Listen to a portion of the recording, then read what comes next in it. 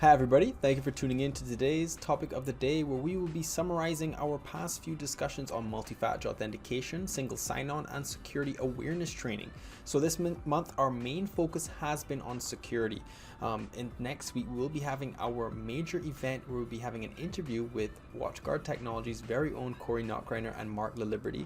I'm very excited for that, so make sure you put that in your calendars for the 25th of September at 1 p.m. Eastern Time.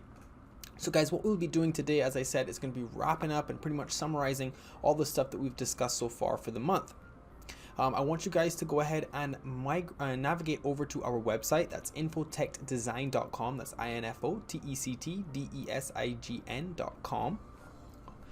And then from there, you're going to go ahead and select our blog. In here, we're going to go ahead and select our most recent blog on September 13th, 2019. We're going to be keeping your data secure by adopting multi-factor authentication, security awareness training, and single sign-on. So we're going to go ahead and read this blog with you guys and also give my input as to what I thought about certain topics within this blog. A lot of these same topics, guys, by the way, we are going to be covering heavily in that interview next week with Mark LaLiberty and Corey Knockreiner from WatchGuard Technology. So if you want more information about MFA, SSO, and SAT, please make sure to put on your calendars for September 25th at 1 p.m. Eastern Time. So guys, let's go ahead and start discussing. So we've all seen the impact cyber attacks have had on companies and their customers, including Equifax, Wells Fargo, Panera Bread, and many more. Many small businesses feel that they are not at the same risk as large companies when it comes to a cyber attack, but that is simply not true. In fact, I'm not even going to. I'm going to stop there just to say that small businesses are the primary target because they're considered to be easier fish to fry. And as the article says, in fact, 58% of cyber attack victims are small businesses. Security should be a top priority for every organization, regardless of the size. We get it. Security is complex, and many small businesses don't have the time or know-how to focus on improving security protocols. That's where security-focused managed service providers like Infotech Design Solutions provide tremendous value for small businesses. Learn about 3 powerful tools your organization can adopt to increase cybersecurity and reduce your risk of a cyber attack below. So guys, we have some videos we've already uploaded from last week and the week before. The first week we went ahead and discussed multi-factor authentication, where I give you guys a full description as to what multi-factor authentication is, and then also showcase WatchGuard's multi-factor authentication software solution, AuthPoint. So please make sure to check that out.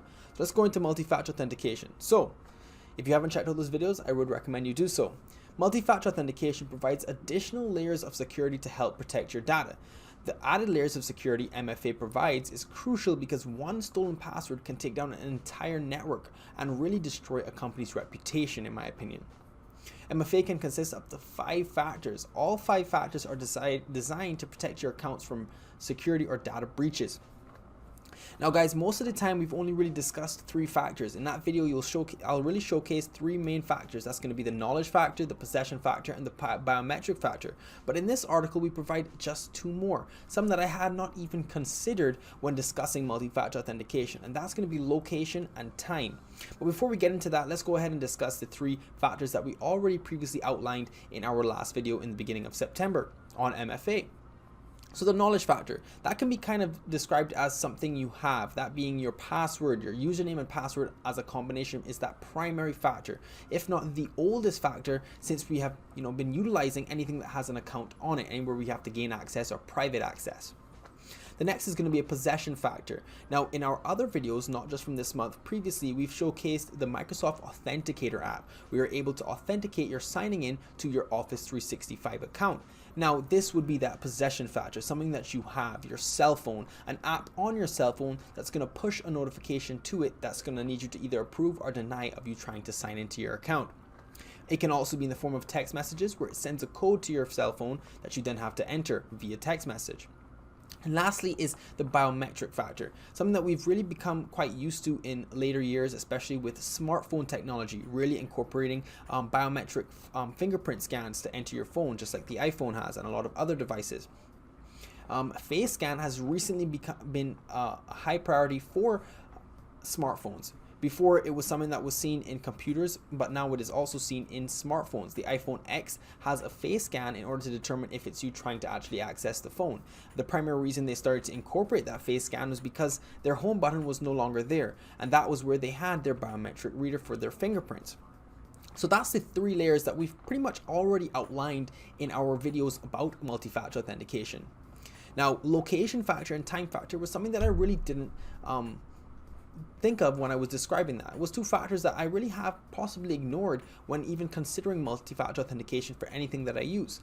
So the location factor refers to your geographical location. So for example, your account can't be accessed from a different state or country. Now those are things that your company or organization could put in place to say anybody that's trying to access your account from outside maybe the state of Florida, if it can be that locked down, they cannot access it. The IP addresses, will be checked when it's trying to sign in, and if it's outside that IP range, they're going to deny it. Now, of course, there are maybe ways around that in terms of the MFA. Of course, people may be able to, have a virtual private network that's imaging or pretending to have or masking as your IP address, an IP address that's going to be allowed for your account to sign into. But that's where the multi-factor part of MFA comes into play, where it's not only that location factor that's required. So even if they were to bypass that, they still have the knowledge, the possession, and even possibly the biometric factor. Next is going to be the time factor. So this refers to the amount of time allotted to authenticate your login attempt.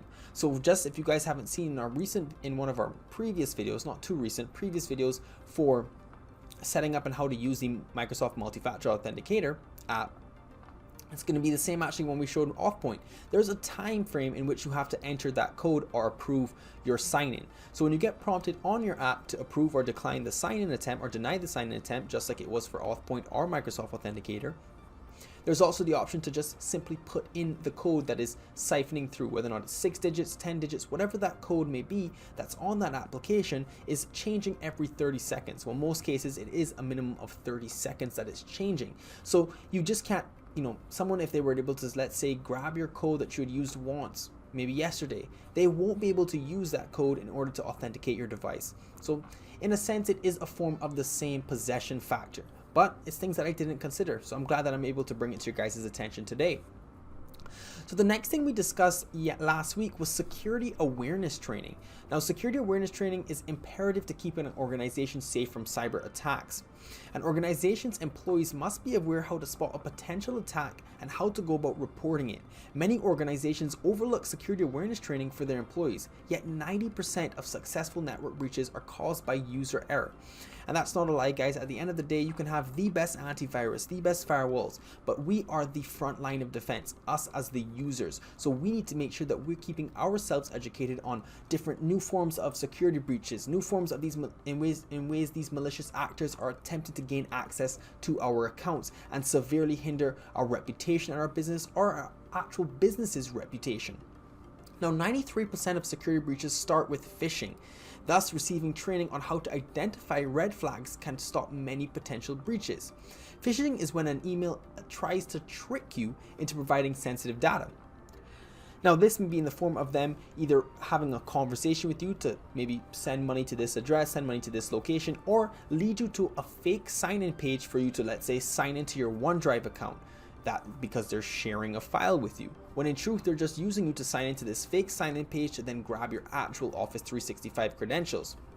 Now, yes, MFA is the super efficient way to save yourself in this scenario. If you were to, let's say, go to that same sign-in, that fake sign-in page, put in your credentials, if you have MFA enabled, they still wouldn't be able to access your account because of that possession factor. They may have that knowledge factor, that being your username and password, but they don't have possession of your cell phone that is going to be either trying to authenticate you signing in or sending you a code via text message. However, in terms of communications where they're trying to socially engineer you to provide them with, your bank information or send money to this address or something of that nature, MFA cannot save you from that. And that's why it's important to be able to acknowledge and identify these red flags. So the cyber criminal composing the email will often pose as a business you are familiar with or somebody you know to gain that trust factor. You should always be cautious of an email that asks you for any sensitive information. Most of the time, if someone truly wants sensitive information from you, the best way to gain that is either to meet you in person or if at least possible, have a premeditated conversation over the phone to let them know that this will be discussed and done over email. Now, our antivirus solution that we offer for our clients is Webroot. Now, Webroot offers security awareness training that covers phishing and a variety of other cyber threats. One of our most recent videos where we discuss the Webroot security awareness training demo and that console, you guys can go and see in some of the really great resources that are in that Webroot console. The core purpose of a security awareness training is to increase awareness of phishing and teach end users security best practices by exposing employees to the latest methods of attacks. Other examples of training courses taught through the Webroot SAT console are best practices for password management. When personal data is considered personally identifiable information, that may be something that maybe just your name or your last name followed by your birth date or your birthday in general, and what needs to be kept anonymous or secret for compliance standards. Then it's also going to just show you guys best practices for using public and unsecured networks. These are the most dangerous of networks. If you're in your your local Starbucks and you're connecting, you should not be doing anything that contains sensitive information, not putting any credit card information, especially not your social security or anything over an unsecured network. You don't know who is in that same area sniffing over that network for that very same sensitive information. Now, ongoing training is important because phishing emails and other cyber threats will continue to evolve alongside the technology used to prevent them. So these malicious actors are always trying to improve their process. So they know what people are doing. They have access to possibly these same SATs, these same security awareness training, and they're making changes in order to catch users by surprise. And that's why having regular SAT sessions with your company, with your employees, is super critical, and making sure that they are the most up to date. By continually exposing users to different simulated attacks, your organization can expect better security awareness and hygiene, fewer breaches, and an overall lower cost to cybersecurity investments. Yes, guys, there are ways such as what we will have showcased in our latest video from Webroot, the security awareness training console, where you can simulate phishing emails. That's some of the ways you can really expose your employees to these kind of attacks to determine who may be the weakest link and who may need the most training when it comes to security awareness. Now, lastly, let's go ahead and discuss single sign-on. So we didn't really detail this too much in our previous videos. Single sign-on we did showcase when we were going through the AuthPoint demo for multi-factor authentication. But if you guys aren't aware of what single sign-on is single sign-on allows users to set one set of credentials, login credentials, to access multiple accounts. You can imagine it like a portal that you're able to sign in, and then from that same portal you have access to all of your other resources. That could be OneDrive, Office 365, maybe even your Spectrum TV app, anything like that. It just requires only one sign-on to get access to all of those accounts. Now, using single sign-on can lead to hundreds of hours saved each year by cutting down on the time employees spend logging into their various accounts throughout the day. On the back end, single sign-on is helpful for administrators for monitoring user activities and managing user accounts. Specifically, single sign-on takes the password management out of the hand of the user and generates complex randomized passwords that the user never has to see or know. Furthermore, single sign-on can be set to automatically change passwords regularly for security best practices and compliance laws. And benefit is users don't even know that it's happening. With single sign-on, all businesses related applications can be connected to one general portal. So users are forced to use MFA to access their business apps.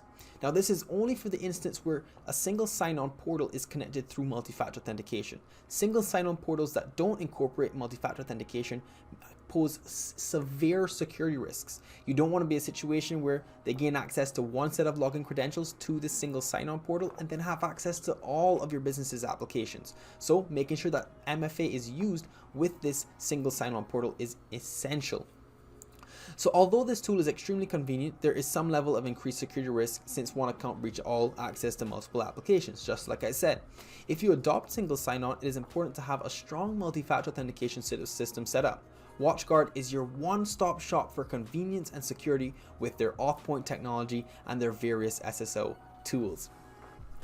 So guys, that pretty much goes through all the different topics that we've discussed so far this month. If you guys have any questions, please don't hesitate to let me know. Leave me a comment in the comment section below. Don't forget to like this video and subscribe to our channel so that you can get notified whenever we go live each and every single weekday. Also, make sure that you put a reminder in your calendar for next week, September 25th at 1 p.m. Eastern Time, when I will be having an interview with WatchGuard Technology's very own Corey Knockreiner and Mark DeLiberty. Alright guys, I appreciate you tuning in. Also, I wouldn't mind if you can let me know any situations in which you have experienced being phished, or you have an experience being potentially compromised within your organization or your personal life. Let me know in the comment section below, and have a great day.